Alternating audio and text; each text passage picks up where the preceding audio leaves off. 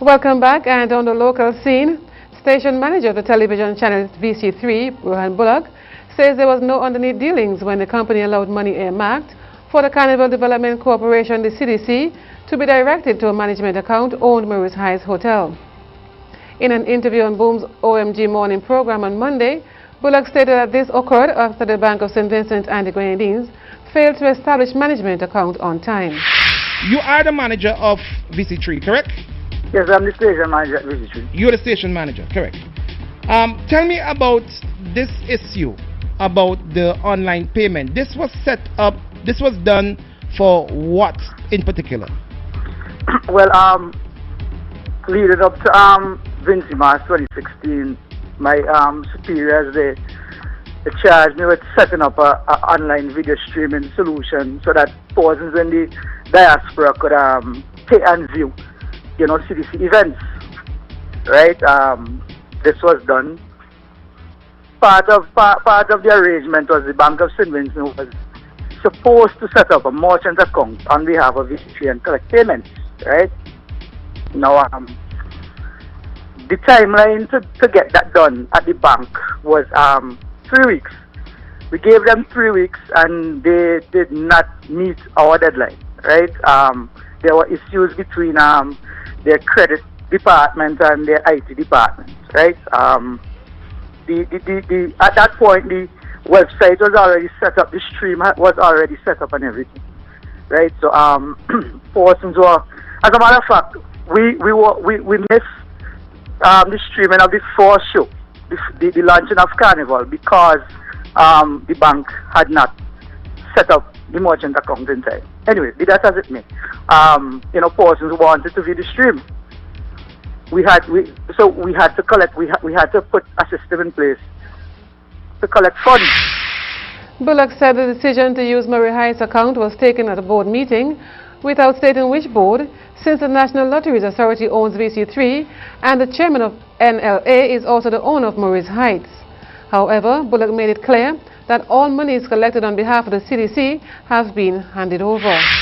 From your standpoint as manager of VC3, do you see any apparent bias in terms of the way and what was done with regards to the merchant account setup with a company that has no connection or that should not have any connections at all with VC3, which is Maurice Heights Hotel? There was no bias, like I said. Everything is transparent and accountable. All funds were handed over, and that's all I got to say. And I'm sure that suffices your question. Thank you very much, Rohan Bullock. I really do appreciate you coming on this morning.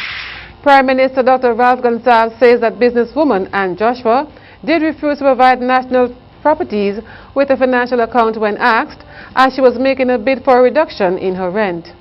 The issue with Joshua came to the fore last week after lawyer Graham Bollers, acting on behalf of the national properties, wrote her a letter stating that she had until September to vacate the Cobblestone Inn building, where she has been doing business for the past 30 years. The letter did not give any reason for the eviction notice, but Dr. Gonsalves took to radio on Sunday to give his version as to why Joshua was given a notice to leave. According to Dr. Gonsalves, Joshua did approach him in 2009 to have a reduction in the rent, and she was accommodated. But when she made a later request, National Properties asked that she supply them with a financial statement, and Dr. Gonsalves stated that she refused. I'm told that they even asked her for her management accounts. She's refused, because if you say you're not making any money, well, show your landlord, they may give you some consideration in the way in which I had asked them to give consideration at an earlier period in 2009. I spoke to Anne myself. She said no. What they want her accounts for, she's not giving them. It's not their business. Now the talking point in the country, with opposition leader Arnim Eustace weighing in, stating that the eviction of Joshua is one of the nastiest acts ever committed by the government. Former Calypsonian Aloma Gospel Dan Kodagan, better known as Fatty Dan, will be buried today. According to JSR Communications blog, Kodagan left the Calypso arena a few years ago to sing gospel after a bout with cancer and changed her name to Gospel Dan. As she was received by the Calypso fans, so was she, in the local gospel arena. Aloma died on Thursday, July 7th. The Calypso fraternity lauded her for the contribution she made to the Calypso art form, and NBC News reported that President, the Calypsonians Association, Earl Cabba Bennett, said she was an outstanding individual. Less than 48 hours after convicted killer Ali Hector James was released from Her Majesty's Prison, HMP Dodge, after serving 22 years, the Barbadian public was calling for him to be deported back to the land of his birth, St. Vincent and the Grenadines. According to the Daily Nation in Barbados, James beheaded his 35-year-old wife, Deborah James, and slashed his 14-year-old stepdaughter, Sabrina, to death back in 1994.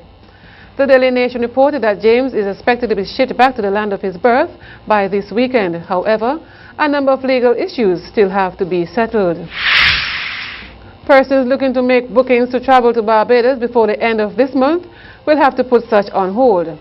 Checks on Leah's booking website as well as calls to the company indicate that there are no flights available for Barbados before August 1st, 2016. More local news up next.